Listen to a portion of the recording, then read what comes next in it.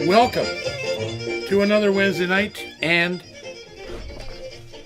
the accompanying madness we all know as Strang Theory. Strang Theory. How are you now?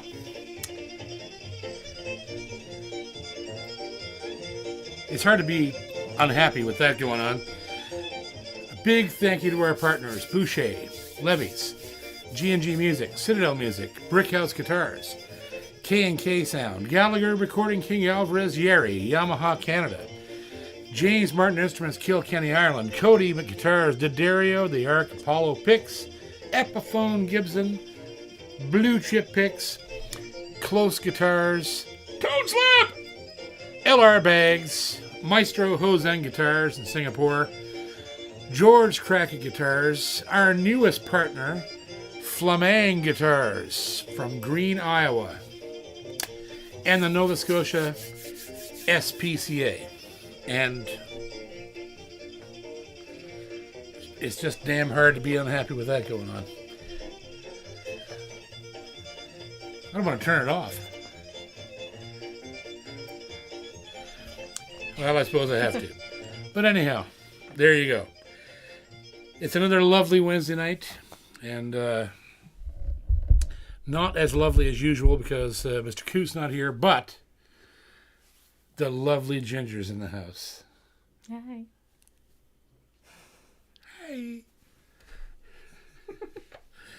So, yeah, there's a lot of news going on. First of all, I'm going to get the tough stuff out of the way. First is, here's a toast to my brother, Bruce Guthrow, who we just lost. Love you, Bruce. Guitar heads to turn him. Here's to Bruce. Cheers. Cheers. And then we're going to talk about all of you arseholes.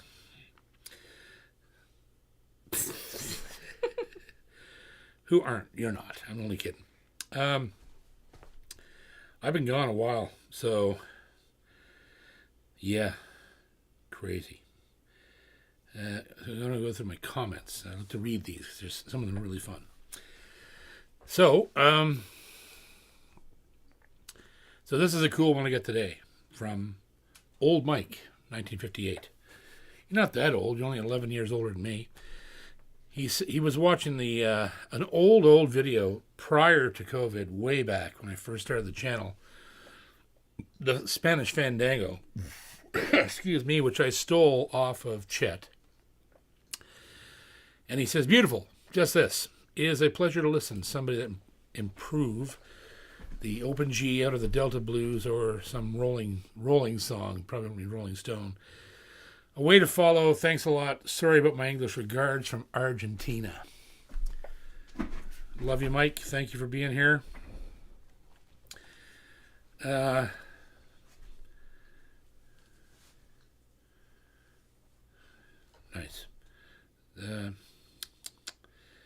Some fans of the L56.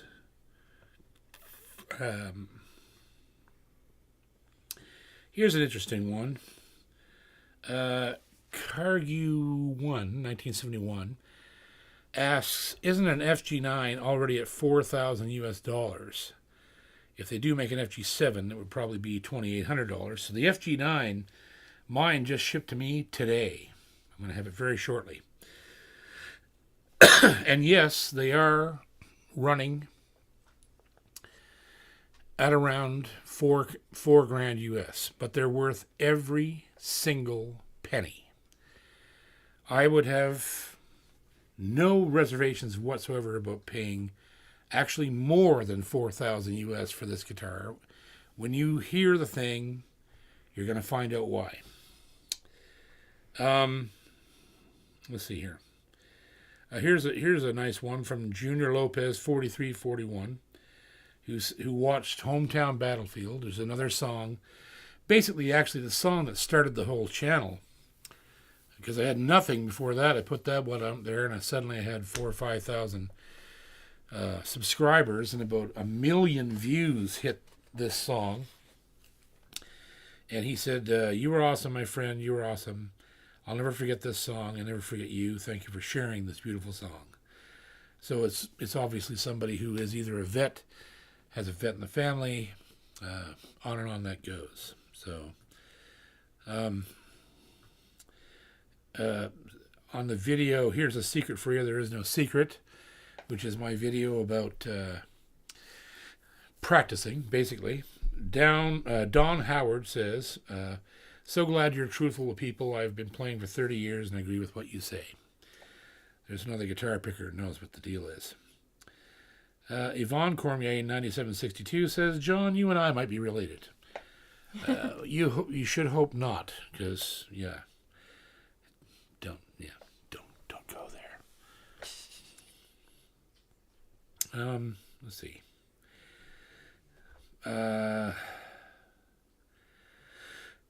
So here's another good one. So the FYM 66 HD, the Honduran Mahogany Yeri, Patrick Elagio 7620 says, "I ordered the DYM 60 HD after seeing your review and hearing you play it.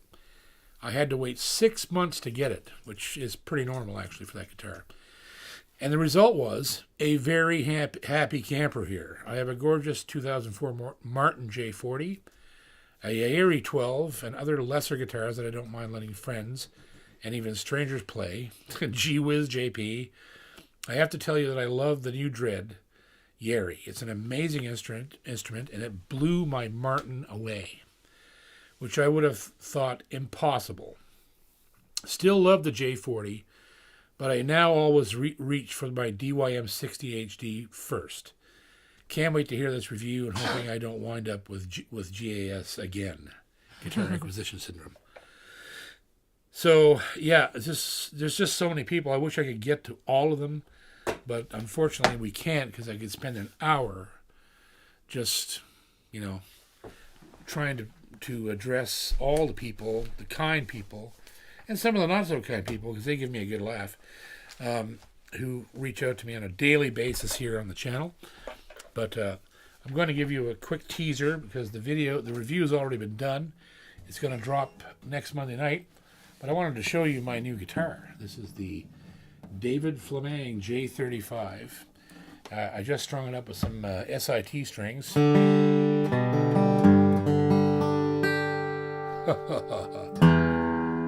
This thing's an absolute beast.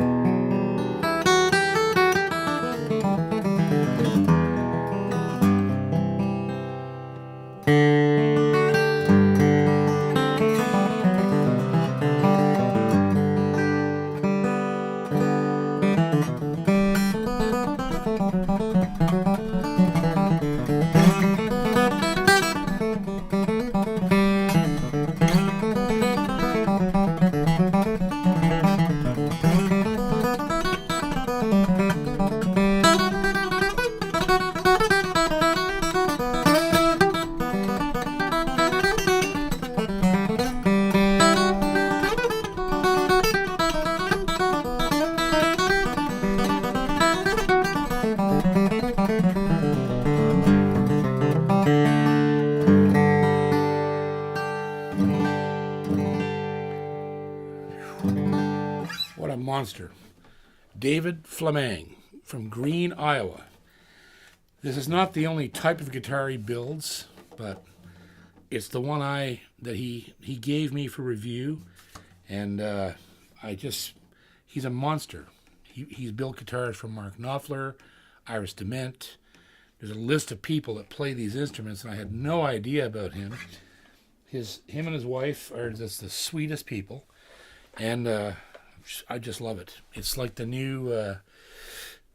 I'm always so thrilled to meet these solo luthiers like George Crackett, James Martin, David. This guy's all alone, and he builds around. It looks like he builds around about 20 guitars a year, which is huge for one guy. But I don't know. He was at the Fretboard Summit in Chicago, and this is another cool thing I got down in Chicago. I was down there for that event, and I met the boys from Dr. Herringbone, and they make these picks that are blue chip quality and higher around the outside edge, but this isn't a decal, it's actually an inlay. It's an insert of super rigid material so that the pick doesn't warp from the warmth of your hand, right? Because really high-end picks do that. They'll warp from holding them. They'll get a groove and a bend to them. And then it's really frustrating to change edges because the groove, the bend's not right.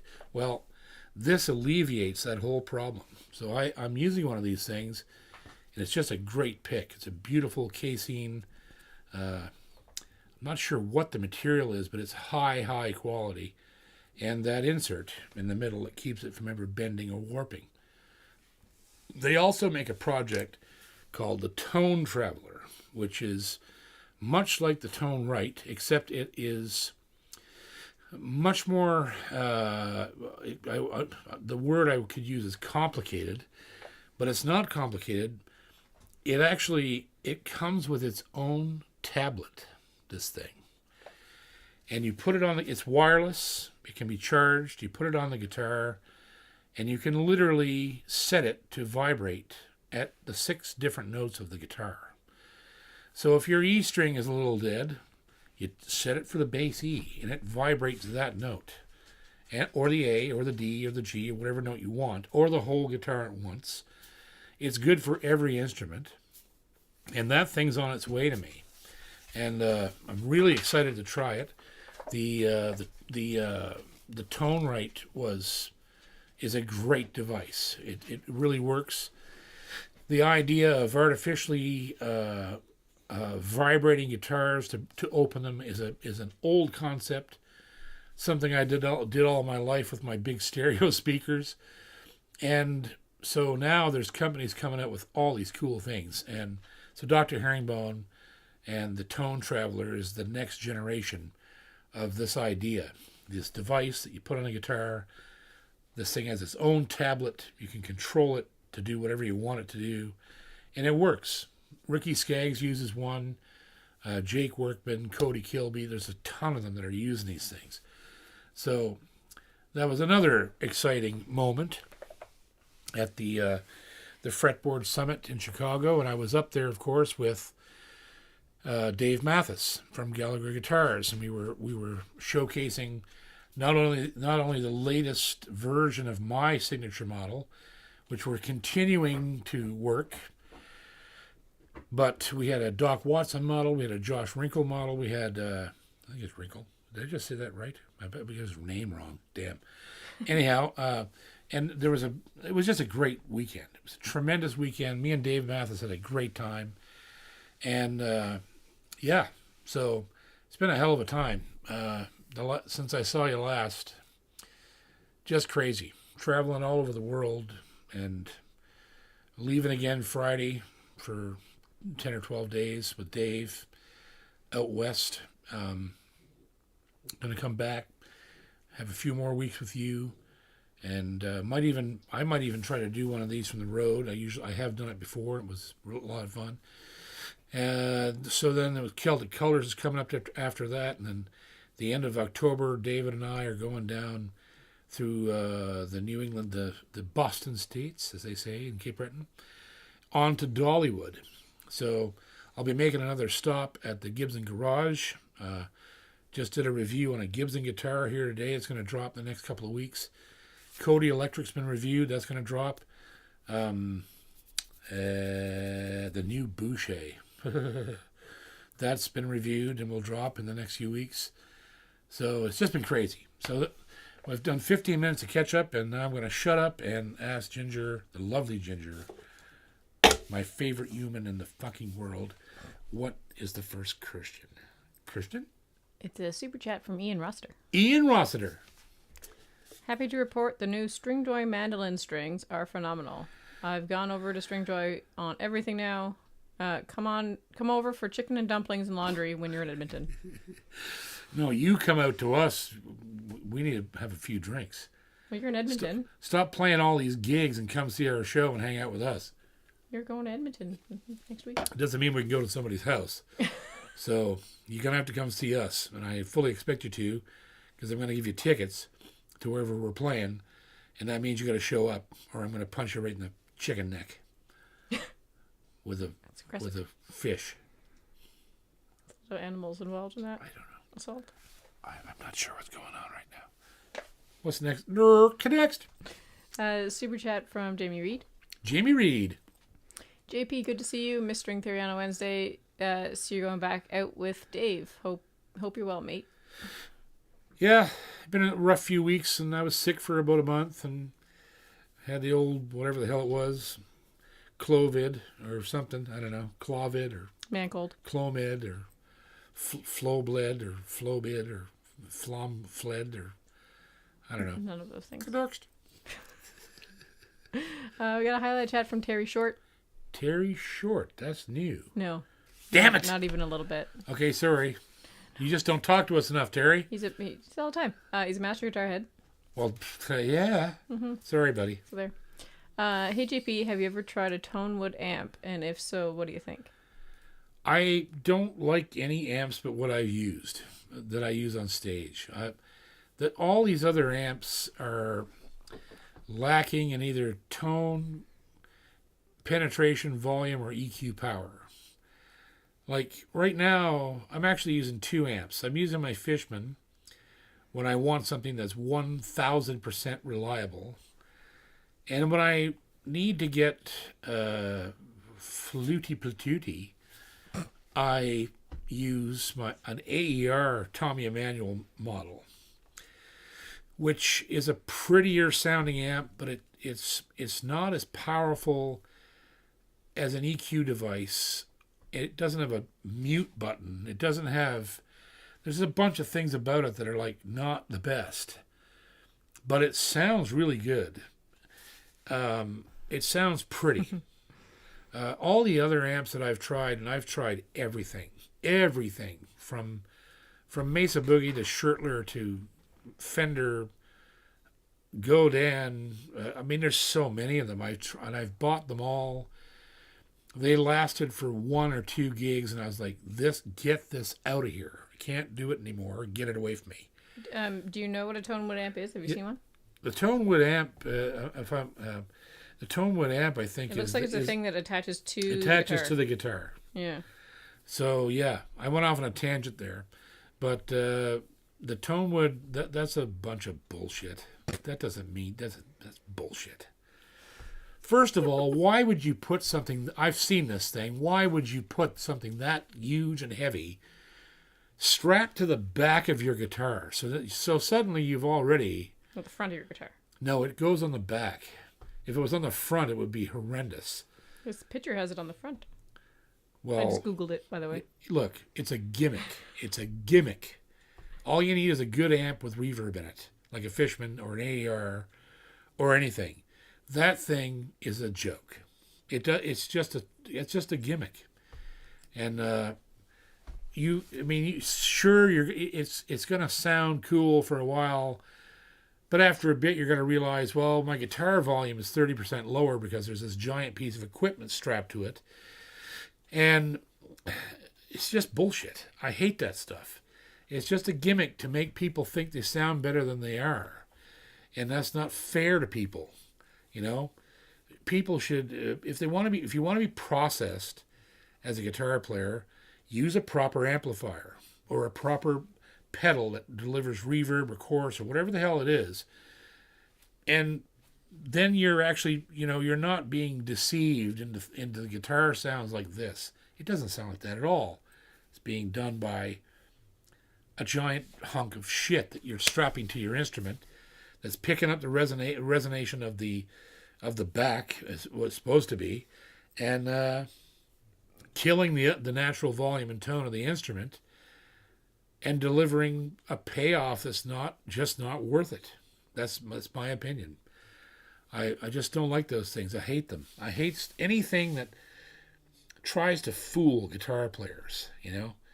We're not that dumb. We if you've played guitar your whole life, you know what the guitar sounds like, and you should be able to tell the difference between something like that and your pickup going into a really nice reverb unit, or a nice coarse pedal, or anything, any external thing that puts a beautiful effect on what you're doing, that's way different than this, or even the guitars that have onboard effects. It's the same. It's the same game. It's a ripoff. It's not really. It's just not something any pro player would use. I mean, there's no way. Why would I do that? My amp has effects. If it doesn't, the front of house guy has effects, right? So why would I carry, either install all this weird equipment inside a guitar or strap something gross in the back when you don't need to? Everything's already there. If you're out playing, the front of house guy has effects. Your amp might have effects. You might have a nice pedal. And if you're playing in a room with people acoustically, it's a little bit unfair to all of a sudden you press a button and you've got all these effects that nobody else has. It's just ridiculous. That's all it is. It's a party trick, right? So sorry, I just can't hold back on that one. In my business, it's shit in, shit out. If you're playing good, you're going to sound good. If you're not, you're not. Doesn't matter what you go through. If I have a bad night, I sound like shit. I could be going through 35 tone woods and I'd still sound like shit. So, there you go. Correct. We have a highlight chat from Jim Waller. Jim Waller. I expect to see you shortly too, sir. Yes, he says, I'm looking forward to seeing you and Dave in Maryland. Thanks for all your help with my SG42 IMG that is shipping this week. Nice. You're going to freak out when you get that, boys. Mm-hmm. Mm-hmm. Mm-hmm. Next. Super chat from Casp Forever. Who? Casp Forever. Okay. What do you think of slotting bridges? Slotting bridges? Mm-hmm. Well, I'm not sure exactly what you mean by that. Slotting bridges. There's a number of things that could mean. So I'm not going to try to answer that because I'm not sure what you mean. There's a number of things that could mean. So if you want to throw in a free chat and to clarify what you mean by that, I'd be happy to try to answer it. Yeah, not sure what there's just too many variables there. Keep an eye out for him to see if he can solidify what that actually means. Will do. Okay. Next. Super chat from Ian Rossiter. Ian Rossiter. He says, talking about the amp thing, it's the fleshlight of guitar gimmicks. Not sorry. Right, yes. I agree. It is. It's very cheap gimmick. Yeah. Sorry. I mean, some people love that shit, and that's fine. But it's not. It's bullshit. It really is. If you have a great guitar, it could be anything. If it sounds great, it could be any. It doesn't matter what it is. I've shown that 1,000 times on this channel. $600 guitars that just eat the room. Doesn't matter what guitar you have. If you've got a good one and it sounds great, you don't need gimmicks. Just let the guitar sing. Let it do what it does. That's my opinion. I'm feeling Foster Brooks. Next. So they're talking about using a file to file through the bridge vertically down to the bridge plate, and then using unslotted bridge pins. Oh, okay. Okay. So, unslotted bridge pins, I love them. My Yeris have them. Yeri on the custom shop stuff, like all of my Honduran mahogany guitars have slotless bridge pins. Now, what a slotless bridge pin does is it holds more of the string against everything and forces the ball end every single time down and up and under the bridge plate. And it really does work. it's an old premise. It's not something that's new. That's the way things were done along, many years ago. Most guitars, no, I shouldn't say most, but a lot of guitars had slotless pins. So here's the deal with that. I've watched the process being done. It is a conversion. It's not reversible. Because what you're going to do is you're going to take, like, really, the files that you have to use to do this are they're nut files, not saddle files. They're nut files. So when you do the big E string, you have to use a 52 or 56 gauge file to put this really subtle groove dead center. It has to be dead on, dead center down the hole, right? So I guess what I'm telling you is, do not do this yourself. It's so easy to screw this up. I would never attempt this, even though I have the proper files and I know exactly how it's done. I would never trust myself. If you make one mistake, because you're removing material, you can't put it back. It's filed out and gone. So get someone who really knows what they're doing, because that notch is so subtle. It is not a big giant, that holds the whole string. It only holds the first quarter of the string, right? If the string is like that, it's only that much of it that's going into that slot inside the bridge pin hole. And there also is mathematics about how the break angle is dealt with going down into the hole. So that has to be done as well. The break angle up out of the hole to the back of the saddle. So in other words, it's a massively mathematical, geometrical exercise that should only be done by a professional luthier who knows how it's done. Don't just ask anybody to do this. But if you do it, if you switch to slotless pins, I think you're going to see a difference. It's not a huge difference. It might be a 5 to 7% difference in volume and sustain. But other than that, that's it. That's all I can really attribute to it. Although it's very cool. I love I'm mesmerized by those Yeris. And that's what they do. They have slotless pins. The bridges are perfect, and the plates are perfect to hold that slot and accept that ball end right up underneath the bridge plate, which is what you want for every guitar. You want that pin to hold the ball end, not down in the hole in the slot, but under all the way in, and to grab the edge of the bridge plate. That's when something's really seated and locked, right? So yeah, I'm a huge advocate of it, but I would never do it myself or ask.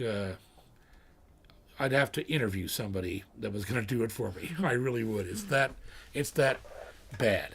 If you mess that up, you're screwed. You're screwed. You have to put a whole new bridge, possibly a new plate. Like, it's a nightmare if you cut that the wrong way. It's not dead center, dead center, and the perfect depth for the string gauges. Man, it is a nightmare. You have just destroyed the top of your guitar, and it's not worth it to try it yourself. You can if you're brave, but don't do it. Okay, next. Good question. That's a really good question. Super chat from Jamie Reed. Jamie Reed. What recording software do you use? I'm using Logic Pro just now. I use Pro Tools, so I'm not far away from you. Logic is an Apple program, but Pro Tools is sort of the industry standard. It is growing less of a standard now. There's other platforms now that people use, but I have Logic on my system as well. I just don't use it, but it has tremendous sound banks in it. Gunning uses Logic for sounds. He'll use their sound bank and record, like take files from the sound bank and take it over to his Pro Tools rig and use their samples and loops and things like that. But yeah, Pro Tools is it's used in many places, but I use it because it was the only thing that there was when I started doing DAW recording, right? And that was the only thing there was. Logic existed, but it sucked back then.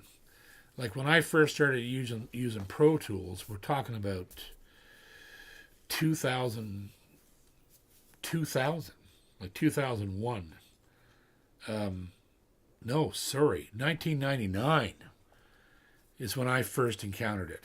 And I learned from Jamie Folds, who owns Sound Park Studios in Sydney, and he was a tester for Digidesign, which became Avid, right? So I learned everything I know about Pro Tools from him and from Gunning. Gunning's one of the best engineers in the world, and he uses Pro Tools. And so, yeah, you can get along with either one. Logic is a great program, and I would like to be able to use it. I have it, but it's a separate learning curve. So I would never have the time to sit down and make it work. But it is a brilliant program because it's Apple based, right? It's designed for us. It's designed for musicians, for people who are recording at home or have the old-fashioned studio like I have. It's designed for that. So yeah, good luck with it. Next. Super chat from Corey McCormick. Corey McCormick. When I was in Nova Scotia last month, I visited G&G and ended up with a third Boucher. Ha! It's the Ivory Girl with a torfied top, and it's an absolute cannon. Holy Babinga, Robin's OMs are amazing. Yes, they are. And congratulations to you.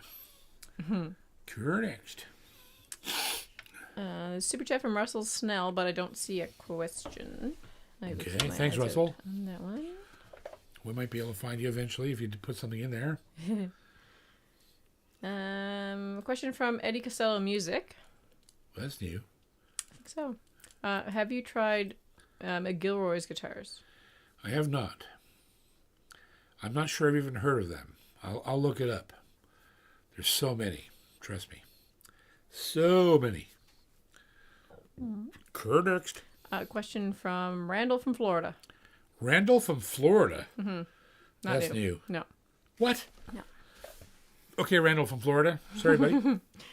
Do you use tortoiseshell picks? I do. Oh. No, Not I don't. real tortoiseshell. No. I don't use real tortoise. No. So I'll just elaborate on that a bit. The main reason I don't use tortoise is because Poor tortoise. I hate the sound of it.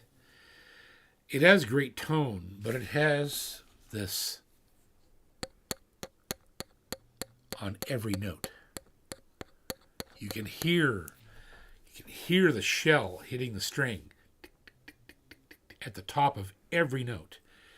And I hate that. I'm used to hearing, obviously I love Rice, Tony Rice, but sometimes his guitar playing was so noisy from the tortoise that it was a bit depressing because it overshadowed the brilliance of his tone.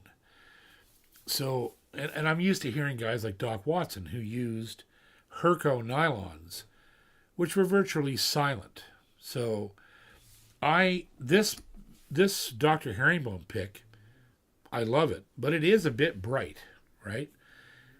Brighter than Blue Chip, brighter than Tone Slab, brighter than Apollo. Sometimes depends on what guitar you're playing. But, and of course, the secondary and probably the most important reason is there's just no reason to kill living animals for a guitar pick, and it does happen. People, that's why they're illegal. And people will say, oh yeah, well, I harvested mine from a dead animal. How many dead box tortoises are there? There really isn't very many. There can't be. They live to be 120 years old. So it's just not feasible to do.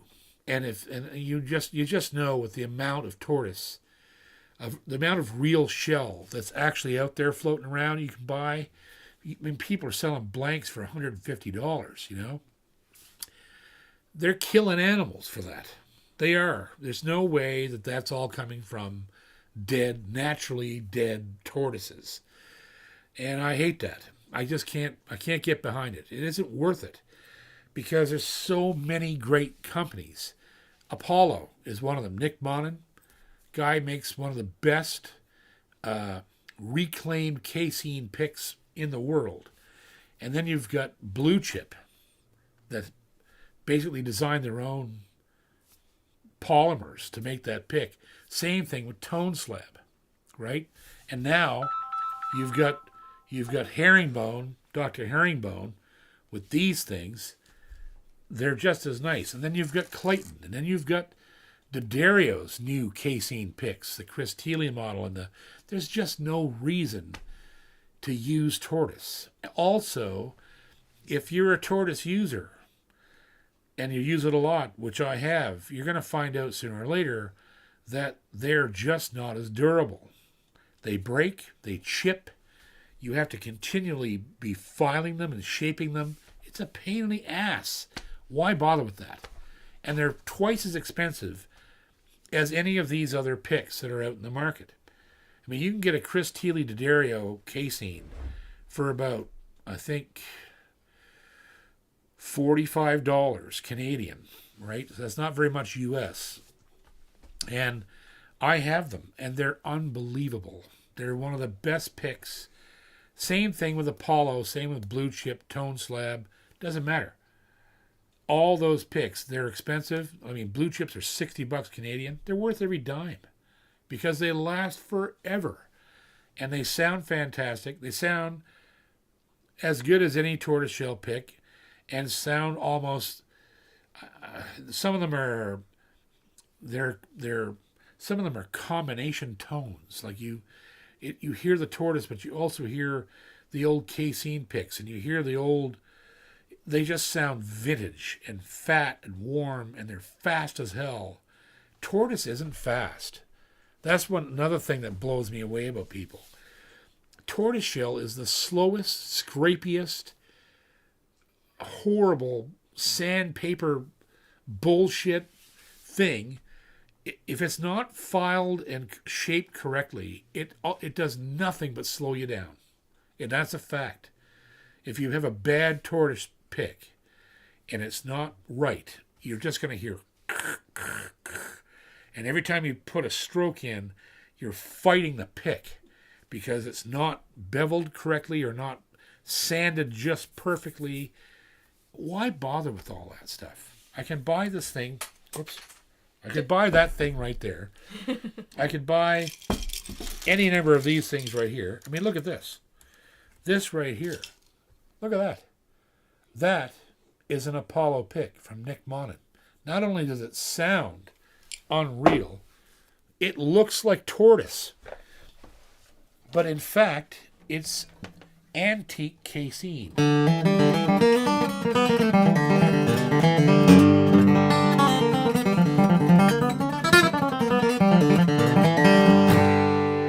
want to talk about something fast and deadly silent.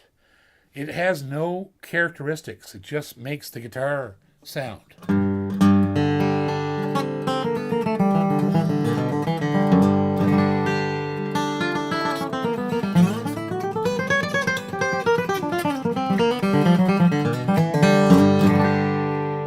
dead silent. And man, you can't beat it. The only thing you got to worry about Apollo picks is that they do break like tortoise because they're casein.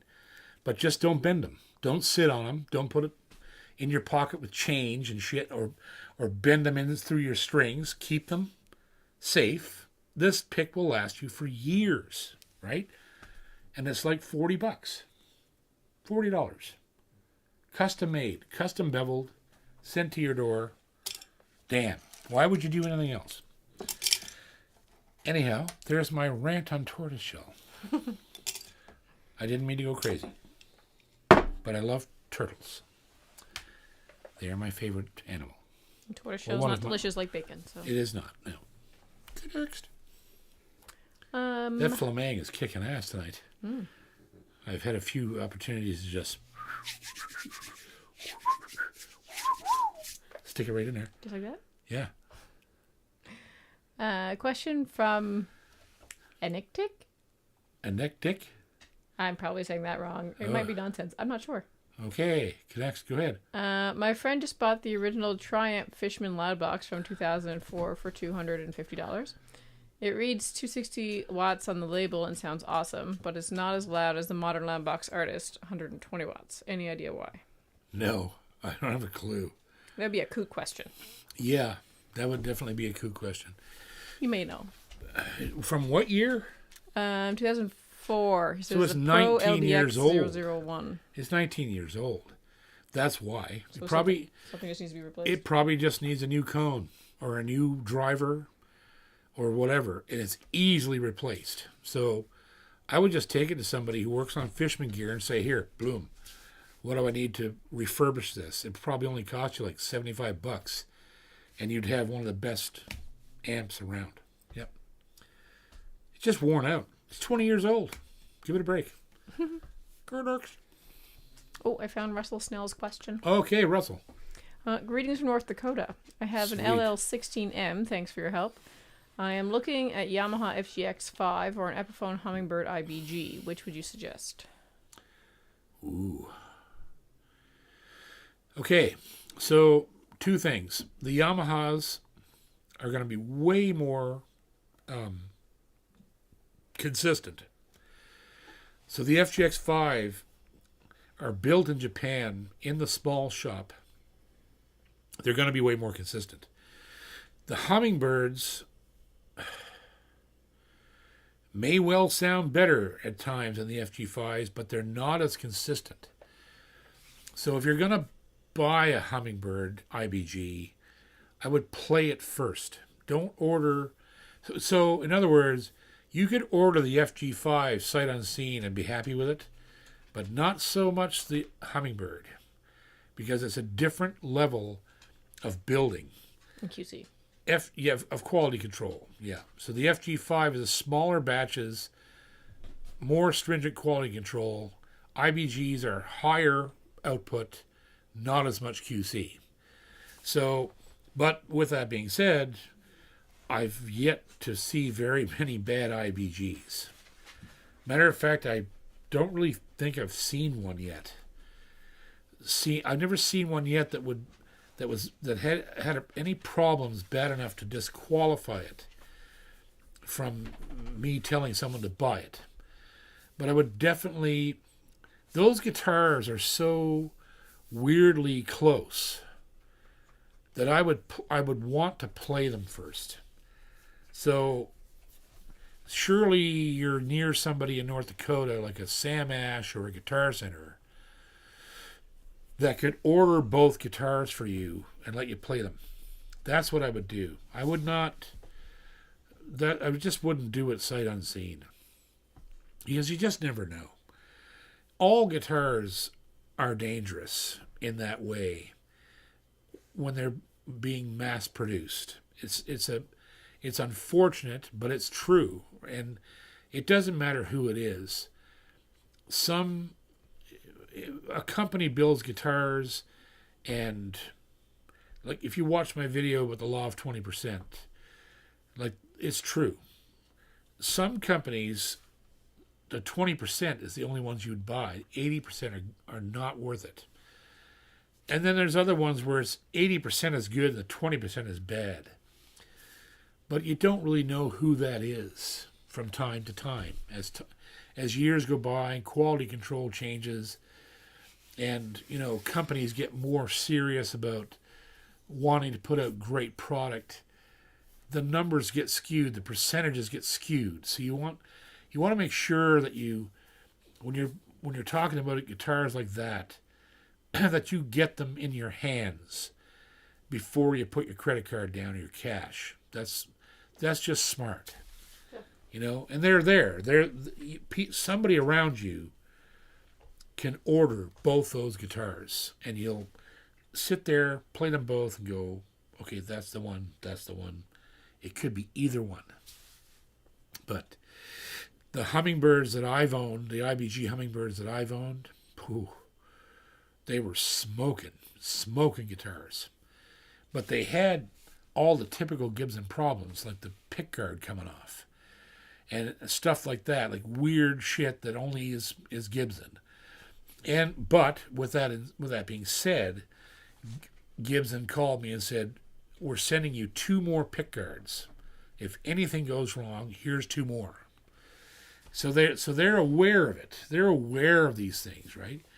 Yamaha takes things a bit more seriously because they know they're not going to really be here in North America to deal with this stuff. So they put a bit more QC in what they do. Was it an FG5, he said? It was a 5, right? Yeah. So another thing to be aware of, and this is not a deal breaker, it wasn't for me, and I never had a problem with it. But just so you know, the wood on the pickguard, that guitar is supposed to have a wooden pickguard. It's not wood. It's a sticker. So I didn't know that, but somebody that I knew bought one, Picked at it. Played it a lot, and the pickguard started to bubble. And when he looked, he ended up pulling the decal off, and underneath was this plain black pickguard. So that's something, right? But not a huge thing. Mine still looks like wood. You can't tell that it's just a wood decal over their standard plastic black pickguard, but just silly things like that. But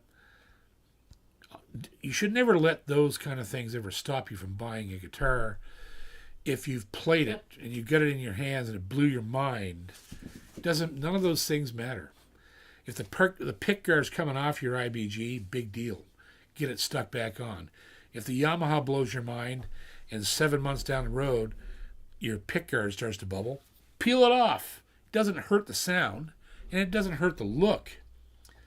Yamahas are supposed to have black pickguards. That's what they all look like. Big deal, right? So don't let these silly aesthetic things, change your mind, but make sure you play them both. That's what I would do. So, good question, and I hope that helps you. Next. Super chat from Larry Randers.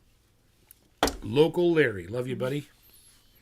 What's the biggest music mistake you've made so far?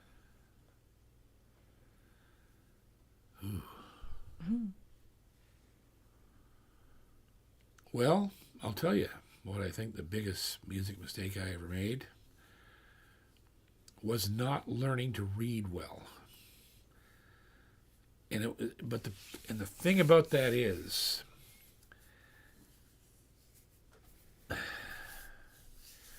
I wouldn't have wanted to start reading when I learned, because I would have destroyed my ear.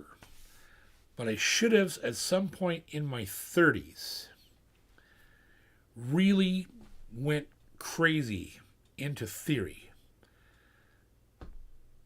of all sorts, right? So I could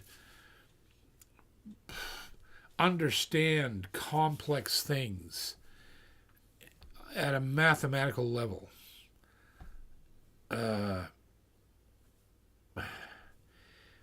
I'm not even sure myself what good it would have done me but I mean, today, I wish I had that language to look at a sheet of music and go, and just know it. And go, okay, that's that chord, that chord, that chord. If you add this note, it's that chord, blah, blah, blah, blah, blah. That, I wish I could do that.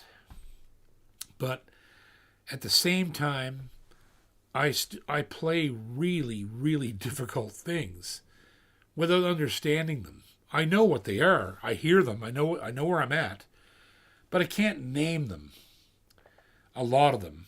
I just can't. Because that's what theory is a language that allows you to speak and write what comes out of your head and your hands. And so that would be of all the things that I regret musically, that's the thing. And I'm not even sure when I should have started, but I'm thinking somewheres when I was about 35, 37, when I was getting, I was really a good player then. And I'm a good player now, but I've actually forgotten a lot of stuff that I did know. And I also think that having the language would have kept me from forgetting it, because you have a different way of seeing it in your head, written down. Or being able to name what it is that you're doing, that is a trigger to memory as well, right? So, yeah, I'm not an advocate of learning theory and how to play at the same time. That is stupid. You should never do that, because you're learning two completely different things. You're learning a language and a physical activity that requires muscle memory.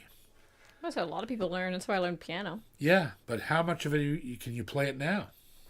I only did it for a couple of years. Right? That's what I'm saying. Never got real good. But I'm not singling you out, because I know 1,000 people like you who as children, they learned classical, like just incredibly intense theory to play piano, violin, horns, woodwinds, guitar, whatever. 20 years down the road, they've not retained either one. And the reason is because they learned them simultaneously. Or they just stopped. Well, it works well for some people. So it does work well for some people, but that's the some people are the guys who stay doing it for their entire life as their career. And I hate to say this, but I have to, is that people that do take it as a career and they still depend on it when they're 50, you can tell in their playing. They don't have the soul that other players have that are going by the seat of their pants, because there's too great an understanding of what they do, and it becomes mechanical and it becomes lifeless, and I hate that. It's and that's why I just don't advocate it. You should, if you're going to learn to play, you should learn to play by ear and understand what you're hearing, because what you're doing on the instrument is not going to be written out and given to the audience. The audience is going to hear what you're playing. So if you don't do it the way that they can hear it, if you're not hearing it, enjoying it, they won't either. So as I'm saying, theory is a tool. It's not a learning ladder. It just isn't. I can't help that. It's just not. I know lots of people do it that way, but it's just not a good way to do it. You should learn theory after you know how to play. Then theory has meaning. And that's exactly what I'm saying in the answer to this question, is that I wish I had that language. The language. Not to learn new music, but to write down and communicate, and also receive communication from a sheet of paper to apply to the vast knowledge that I've accumulated over 50 years, right? Because a lot of the things that I know, I cannot articulate to a musician who knows theory. It's really weird. It's bizarre. Theory is a link to music. It isn't. My brain would work the other way, I think. Like, I would want the theory to know where to start with mixing things together and what is going to sound good with what, and then build the artistic side from the mathematical side. I'm a very mathematical person. Well, that's you. And it might be many other people too. But at the end of the day, when people ask me, like, how do you ad lib? What is ad libbing? How do I take better breaks off the top of my head? Well, the answer is don't think about it. That's the answer. Get your muscle memory together, learn as many licks as you can learn, and be free. When you sit down with somebody, don't even think about it. Just hear what you're playing. If you start to go in the wrong direction, go away from that. You know what I mean? It's just that simple. There's no magic to it. It's being comfortable and listening to what you're playing. If you're thinking about what the next lick looks like on a staff, you can't pull it off. I don't know if that's all I would consider theory, though. Like, it is. It is. It's just a language. It has nothing to do with music. Well, no, it's like, I mean, this is coming from a person who knows very little music theory, but I know enough to say that music theory gives you an idea of what goes with what. So if you can identify what Buddy's doing over there, you can, if you're really comfortable with the theory, you know where to start with ad-libbing. Potentially. And not about what it looks like, but which things, which chords, which sounds are going to work well. This is true. There's a mathematics to knowing what the possibilities are over each chord structure. I mean, you do that without knowing the theory or knowing some theory because you have the ear and the brain for it. But some people are going to be more like myself. I would assume if I were going to learn the guitar, I would be very heavy theory. I want to know all the math and the insides. Well, that's just me. You're strange. I know I'm strange. No, you're not, actually. You're some of the greatest guitar players in history were extremely fluent in the language, right? Like when I think about knowing something so well that you don't have to think about it. Like that's the kind of level of theory you'd have to be at to be very... Yeah, but then it takes away from the soul of your playing. Does it? It takes, yes. If you're so comfortable with it, you're not thinking about it anymore. It takes away from the emotion of the playing because what you're playing at that point is literally equations. You're making mathematical equations in your head on the fly based upon knowing the progression of chords you have to play through. So it comes out mechanical. It comes out, I can tell somebody who plays by theory and those who don't, right? And sometimes, man, I hear guys play theory stuff and I wish I could do that. God, I wish I could do that. Because I can hear what he's doing and I know why he's choosing to do that. Because he knows what works at that moment mathematically. That's unbelievable to me. That he's not thinking about music, he's thinking about the math. And it comes out so awesome and perfect. And that in itself is impressive. But the guys who blow my mind are like Jerry Reed and Tony Rice, who studied theory, but late in his career, right? Mm-hmm. So, yeah, it's a really weird debate. And I've never taught using theory. I only use the theory that's completely necessary, which is a circle of fifths. So you know what key you're in and why the guitar is tuned the way it is and all of these things. And using major scales to find all of the notes on a fretboard. Because they're all there in the major scale and everything in between is, the rest. And it's just I don't know, man, it's really weird. It's a discussion I could spend 17 hours on because I can name players that I know have no theory training, and then I can name players that are theory gods, and they're both awesome. But they're awesome to me from my ear for different reasons. And, yeah.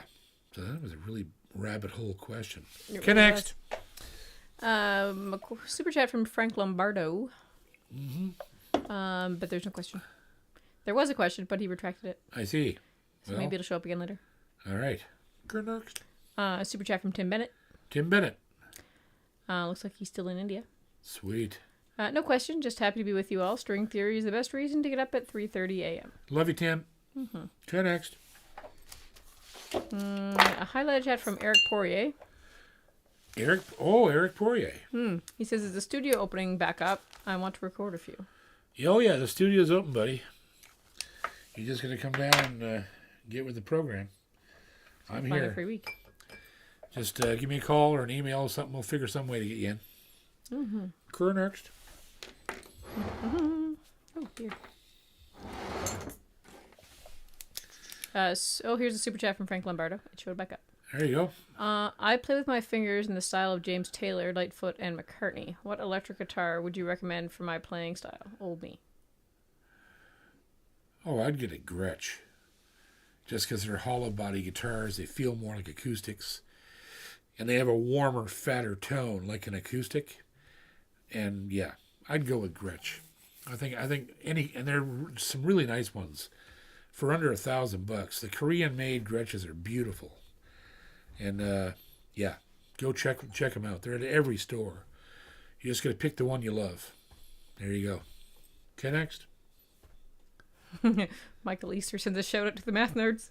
Math nerds. All right, math nerds unite. MFE. Larry Reinders sends a super chat. Larry Reinders. He says, "What a great answer." Well, thank you. Not sure what I said. Okay, next. That was the one about the theory. Okay.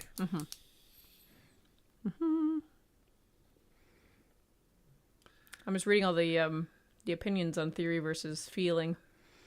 There's lots of good ones. I'm classically trained with years and years of music theory. When I got into playing bluegrass, I found that it just got in the way. Yep. Any more super chats? Oh, I'm just reading. Tim Bennett says, "Okay, you two, kiss and make up." We're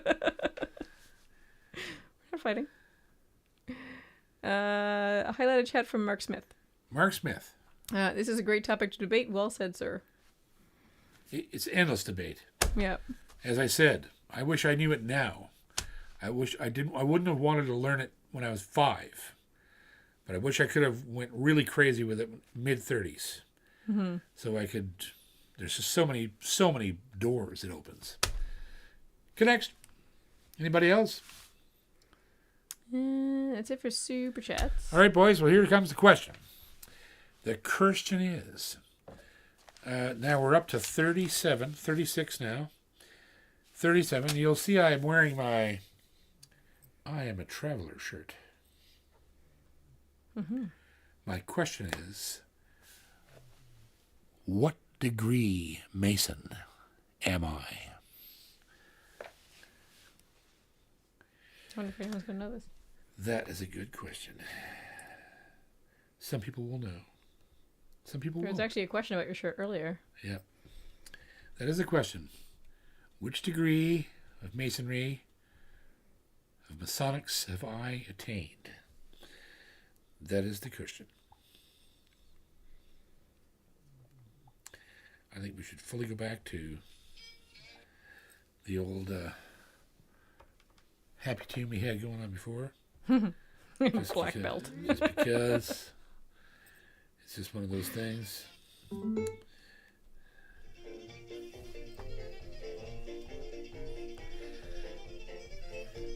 You have 2 minutes and 30 seconds to get this question. Caper says ninja. Ninja.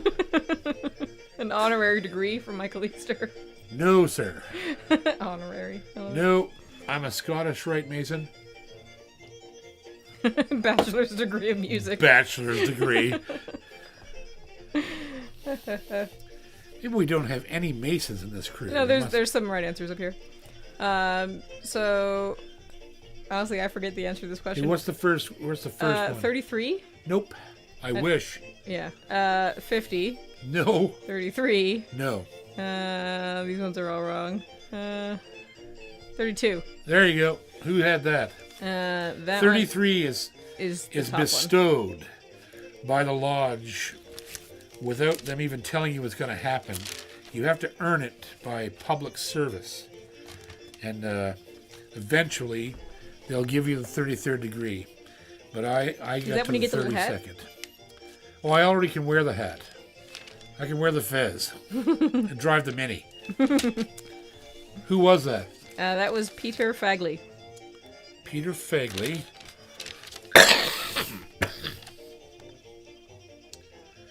Peter Fagley. You are not on the list. There you go. And number Assassin. Oh my god. The second you were number one... 37. Peter, send us an email, jpcormier38@gmail.com, just so we can find you when we have the draw, which will be before Christmas now. Who's next? Corey McCormick says the crap degree. Crap degree. Scottish. Derek Mosier has 32. Derek Mosier. Mm-hmm. He might already be here. Derek Mosier. No, he's not. Derek Mosier, you're number 38. 007. Send us an email, jpcormier38@gmail.com, just in case we will need to reach you and have the draw. It's going to be a big one this year, as it was last year. Alvarez Yeri contributed a guitar to the winner, and I know there's going to be big things. So, special thanks to David Fleming, Green, Iowa, for building this wicked guitar.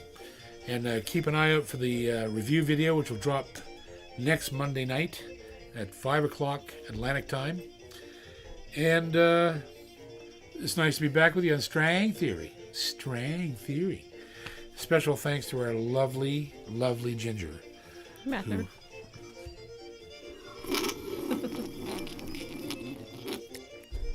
I'm enjoying this right now.